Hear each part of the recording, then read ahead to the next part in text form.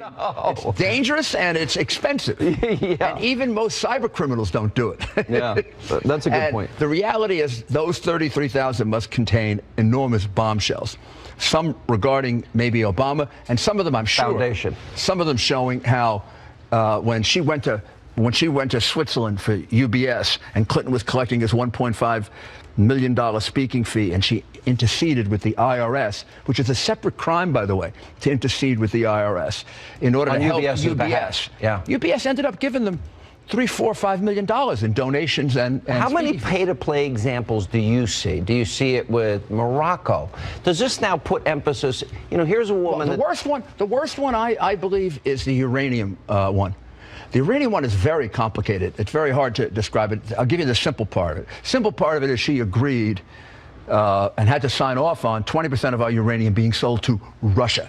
What American Secretary of State at any time since the Second World War would agree to giving Russia uranium? None. It's insane. I can't even believe it. Except one whose husband got big speaking fees, whose foundation got multi-million dollars in donations from the people who made the money from that, who all made hundreds of millions from it. And didn't Podesta also have stock options? He made a fortune. And he transferred it to his daughter. Yeah. Like, I'm sure she's not going to give it back to him. He made a fortune from it. Yeah. But that's selling out the United States. That's not just bribery.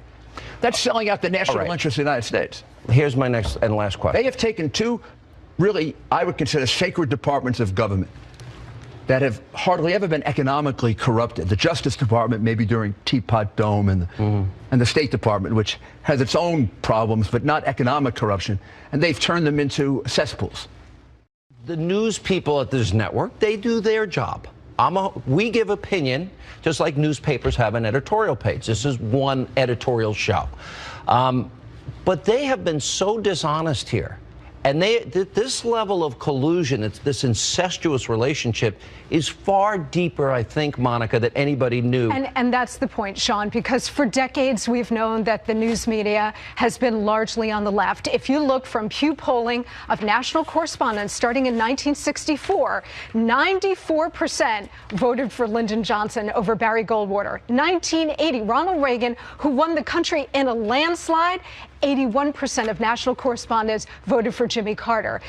What's different about this time, qualitatively and quantitatively, is the level of support and activism for the Democratic nominee for president. And that comes out of two things. It doesn't grow out of a love for Hillary Clinton. Nobody actually likes Hillary Clinton. They might vote for her, but they don't actually like her. Joe definitely doesn't like her. Did you get an invitation to dinner, lunch? I'm more of a beer pong kind of guy, so I don't think I would fit in with that. All right, you and I will hang out then. All right, good. But you know what? It doesn't come out of this love for Hillary. What it comes out of is this ideological affinity for her because she's a Democrat. They're liberals and Democrats also. They want to see the agenda pursued. Right.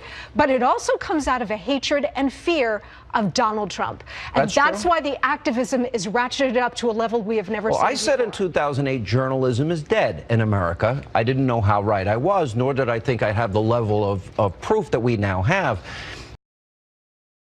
You asked about consequences. Of course there won't be any real consequences, except these reporters might get a raise, because the entire structure of these journalistic organizations are shot through with left-wing bias. When I worked with President Nixon in the early 1990s, I asked him about why is journalism so dominated by the left? And his response was very telling.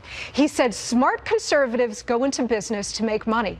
Smart liberals go into journalism to change the country and change the world. Interesting analysis. And I think that's absolutely right. But you know what? It gets to something Bernie Sanders said during the primaries and something Donald Trump says every day to this country, and he's right.